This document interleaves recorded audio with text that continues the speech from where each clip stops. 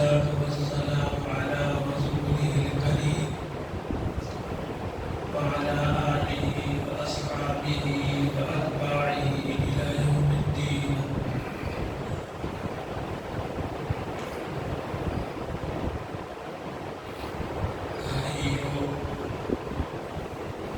رمضان المبارک تیزی سے گزر رہا ہے. آج 22واں روزہ ہے. آخری عشرہ ہے. آخری عشرہ کیا اب 8 یا 9 دن اور بچا ہے بس.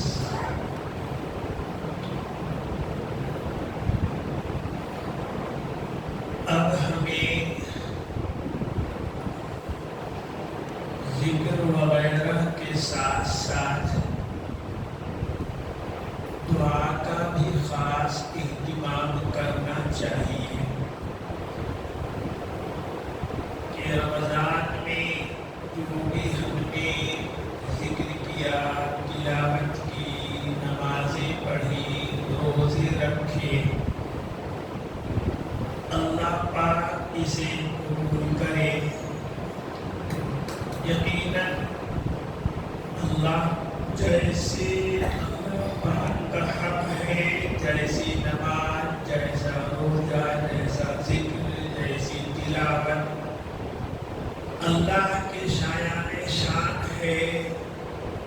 ہم بندے لاکھ کوشش کریں ویسا کر نہیں سکتے.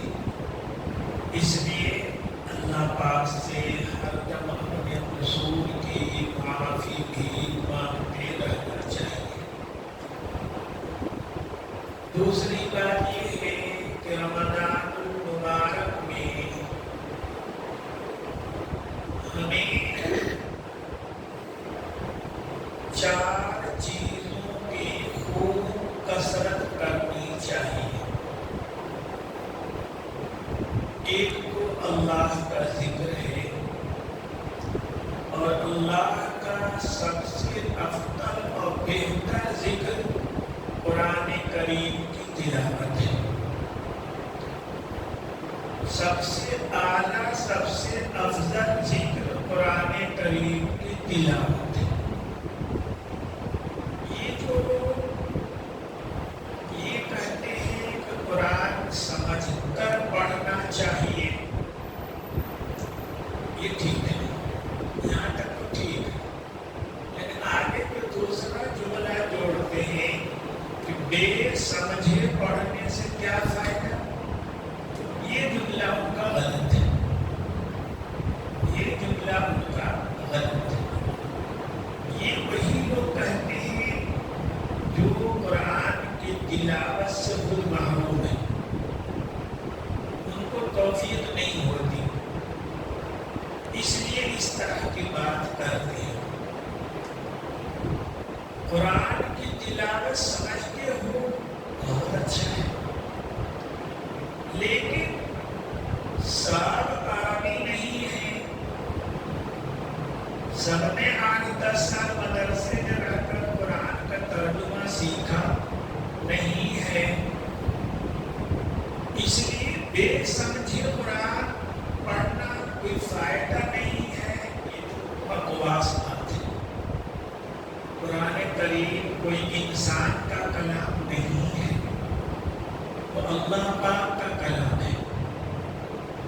آپ اسے سمجھ کر پڑھیں گے تو بھی فائدہ ہے، اور پڑھا بے سمجھے پڑھا تو بھی فائدہ ہے. آپ صلی اللہ علیہ وسلم کیا سمجھا گئے ہیں آپ امت کو؟ اتنا سمجھا گئے ہیں، آپ اتنا سمجھا گئے ہیں، کسی بھی فریبی آدمی کے لیے گنجائش نہیں ہے کہ اس امت کو دھوکہ دے دے. آپ نے فرمایا قرآن کریم جب آدمی پڑھتا ہے تو ایک حرف پہ کم سے کم 10 نیکی ملتی ہے. غیر رمضان میں تو کم سے کم 70 گنا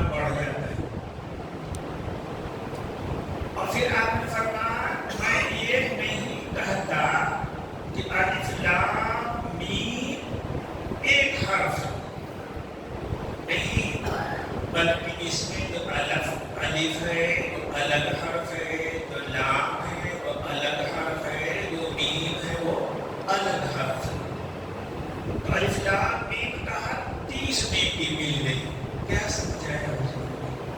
کیا سمجھایا؟ الف لام میم تو ایسا کلمہ ہے اس کا معنی کوئی بھی نہیں جانتا، اس کا معنی کوئی بھی نہیں جانتا، اس کا معنی کوئی بھی نہیں سمجھتا۔ تو جس کلمے کا کوئی معنی سمجھ ہی نہیں سکتا، اللہ نے کسی کو بتایا ہی نہیں ہے، حضور نے مثال اس کو دیا کہ جو کلمہ تم بول رہے ہو سمجھ نہیں رہے ہو، اس پر بھی تمہیں 10 نیکی ملی۔ اس لیے بھائیوں، خود بھی گھروں میں بھی بیٹیوں کو، بچیوں کو، بڑی عورتوں کو قرآن کی تلاوت خوب کریں، خوب کریں، خوب کریں، اس پہ آمادہ کرنا چاہیے۔ جو دیندار، اللہ تعالیٰ سے دیندار گھرانے ہیں، عورتیں جو غیر حافظ ہیں وہ بھی 10 پارہ 15 پارہ روز پڑھتی ہیں، تو ہمیں بھی اس کا اہتمام کرنا چاہیے۔ دوسری چیز ذکر کی، اللہ کا نام لینا، اللہ کی خوبی بیان کرنا۔ ذکر کا یہی مطلب ہے، زبان سے اللہ کا نام لینا، اللہ کی خوبی بیان کرنا، اللہ کے بیان کرنا کہ اللہ ہر عیب سے، ہر نقص سے، ہر کمی سے پاک ہے، بری ہے، اسی کا نام ذکر ہے۔ تو دوسری چیز ذکر کی کثرت ہونی چاہیے۔ آج کی مجلس میں مجھے ذکر ہی کے بارے میں تھوڑا سا بیان کرنا ہے، ذکر کے بارے میں۔ تیسری چیز ہمیں استغفار، گناہوں کی معافی، استغفر اللہ، استغفر اللہ، استغفر اللہ، یہ خوب کرنا چاہیے۔ 3 چیزیں۔ چوتھی چیز یہ ہے کہ اس میں ہمیں درود پاک کثرت سے پڑھنا چاہیے، جو بھی درود یاد ہو پڑھنا چاہیے۔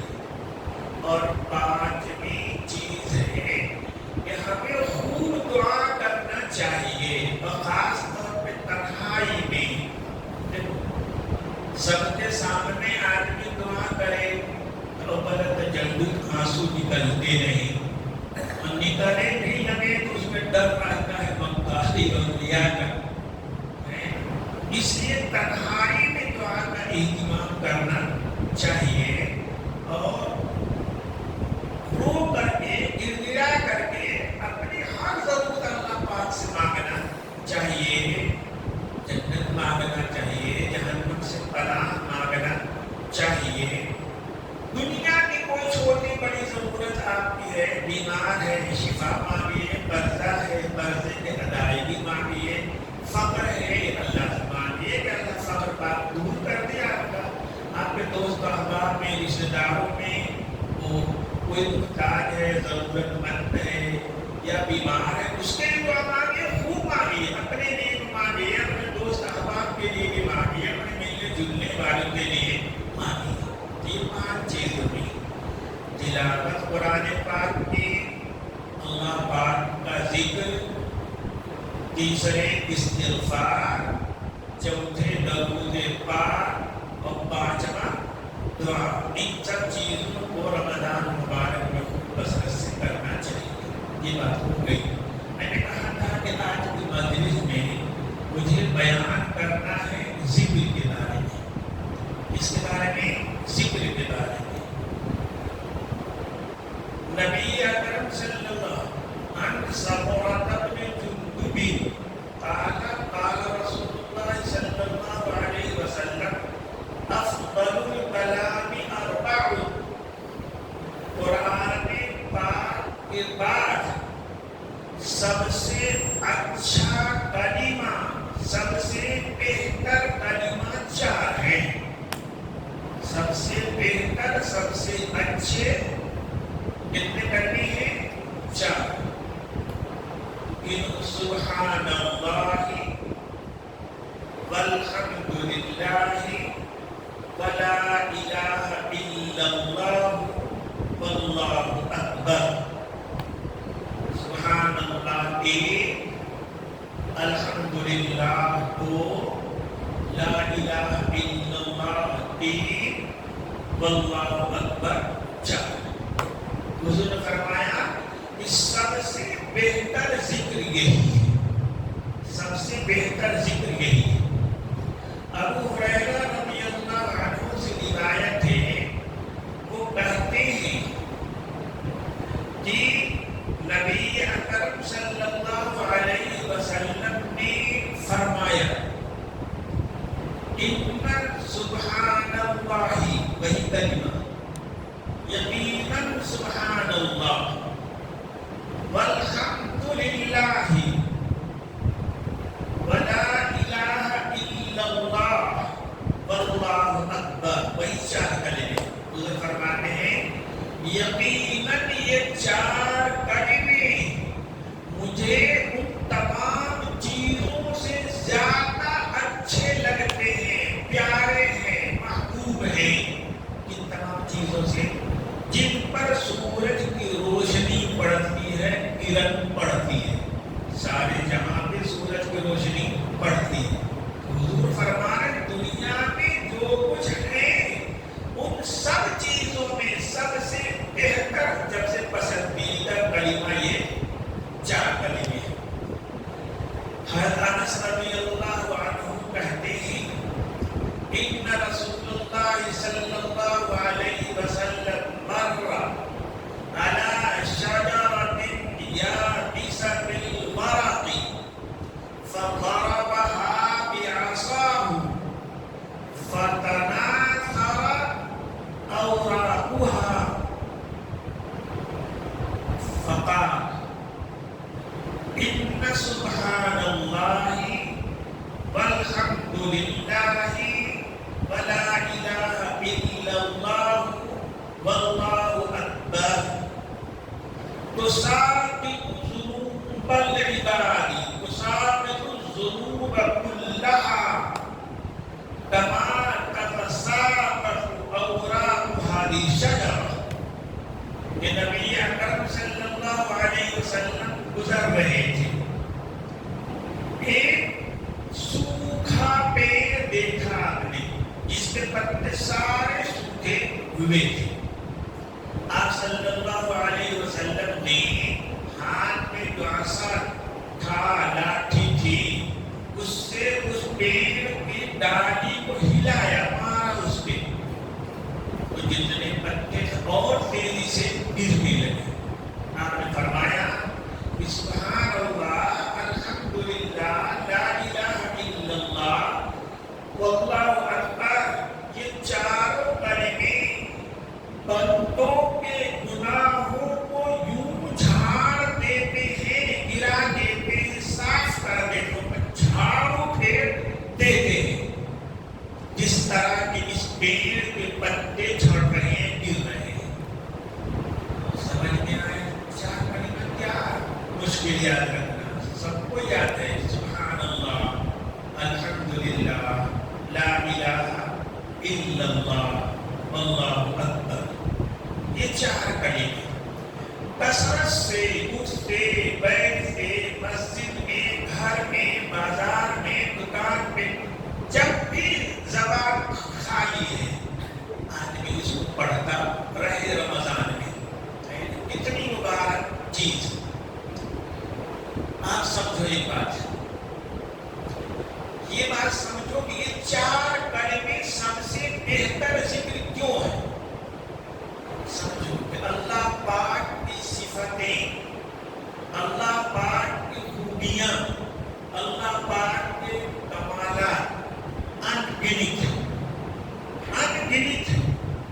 خود قرآن کریم میں ہے کہ اگر سمندر کو روشنائی بنا دیا جائے، اب اس کے بعد دوسرے تیسرے سمندر اور کو ملا دو اس میں، اب اس کے ذریعے اللہ کا کلام لکھنا شروع کر دیا جائے، اللہ کی کلمات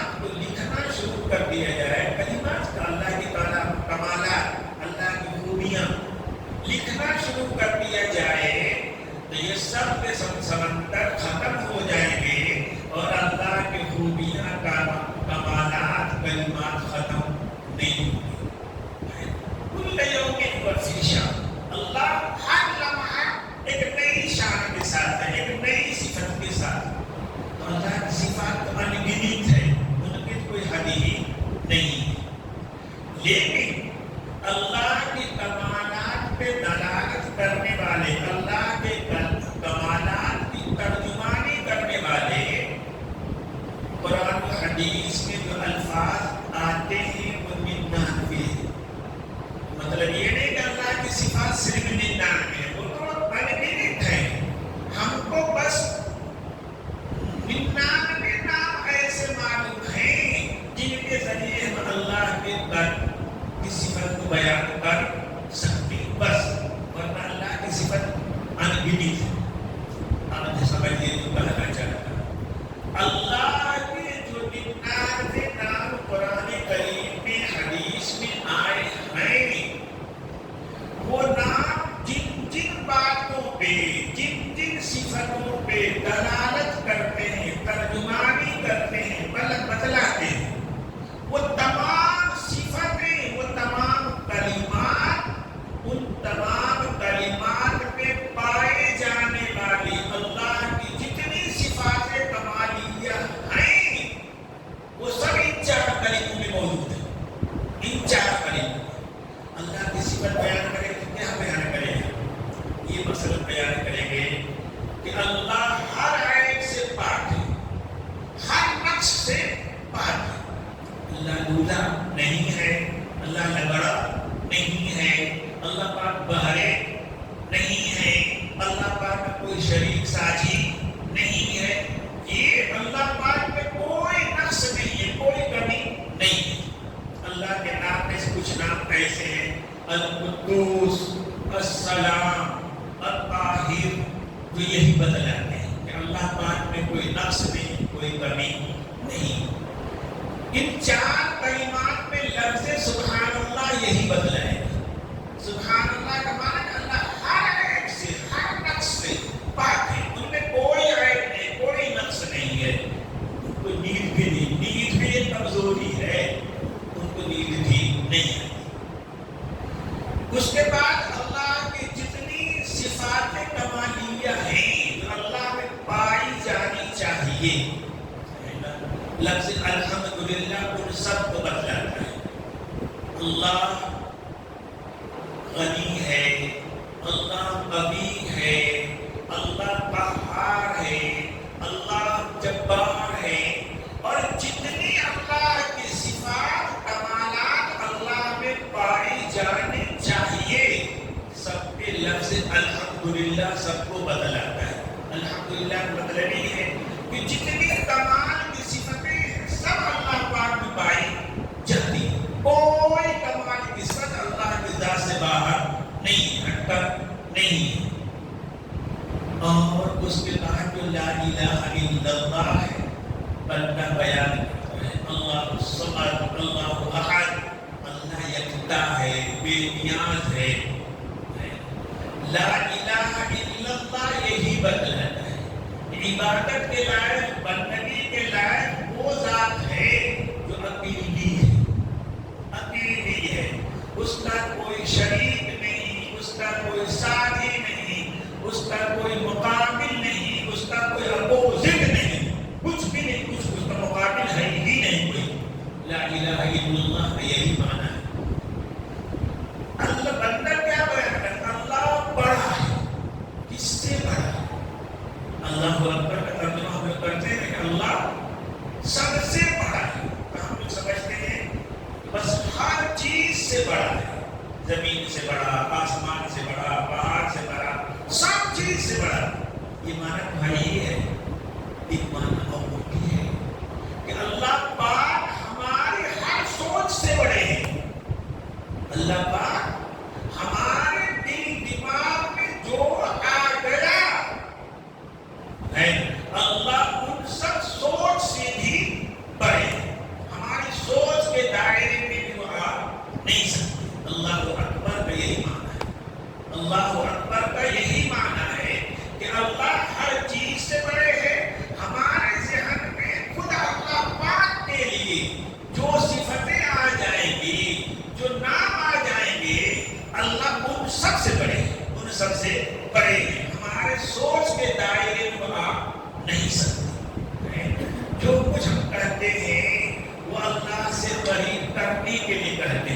ورنہ ہم جب کہتے ہیں الرزاق الخالق، تو جو خالق اور رازق کا مفہوم ہمارے ذہن میں آ رہا ہے، اللہ کو ان سب سے بڑے ہیں، ان سب سے ماورا ہے۔ اسی لیے ان کلمات کو کہا جاتا ہے، حضور نے فرمایا کہ سب سے بہتر، سب سے اچھا ذکر یہی ہے۔ ہم اگر اسے ہر دم پڑھتے رہیں اور زبان تھکتی بھی نہیں، زبان آپ پڑھتے ہو، دن بھر پڑھتے رہے واللہ، زبان کو کوئی تکان آئے گا نہیں۔ اللہ کی قدرت یہی ہے کہ بندوں کو جن چیزوں کی ضرورت ہوتی ہے اللہ پاک کو سب چیزیں ان کے لیے آسان کر دیتے ہیں۔ پانی کے بغیر ہم نہیں رہ سکتے، دنیا میں سب سے سستی چیز پانی ہے۔ ہوا کے بغیر ہم نہیں رہ سکتے، اوپر میں اس کا ایک پیسہ بھی نہیں لگتا۔ تو جن چیزوں میں ہمیں جتنی زیادہ ضرورت ہے اللہ پاک اتنا ہی آسان بنا دیتے ہیں۔ دنیا والوں کو بالکل الٹ، دنیا والوں کا طریقہ یہ ہے کہ جس چیز کی طلب زیادہ ہوگی اس کو مہنگا کر دیں گے، جس کی ڈیمانڈ زیادہ ہوئی مہنگی ہوتی چلی جائے گی۔ سونا چاندی اس کام کے ہیں لیکن بہت مہنگے ہیں، ان کا ڈیمانڈ کیا ہے؟ زیادہ ہے۔ تو کیا کہہ رہا ہے ہمیں؟ اللہ پاک کا طریقہ یہ ہے کہ ہمیں جن چیزوں کی زیادہ ضرورت ہوتی ہے اللہ پاک اسے آسان بنا دیتے ہیں۔ حدیث میں آتا ہے کہ یہ سب کرنے کی زبان پہ بالکل آسان ہے، بالکل آسان ہے۔ آپ دن بھر پڑھتے رہے سبحان اللہ، الحمدللہ، لا الہ الا اللہ، اللہ اکبر۔ اللہ پاک ثواب کرنے والوں کو، اعتکاف کرنے والوں کو، جو لوگ اعتکاف نہیں کر رہے، ہم سب کو زیادہ سے زیادہ ذکر کرنے کی توفیق دیں، جس میں ہمارے آخرت کا بھلا ہے، دنیا میں کوئی ذرہ برابر اس میں نقصان بھی نہیں ہے۔ دعا کیجیے اللہ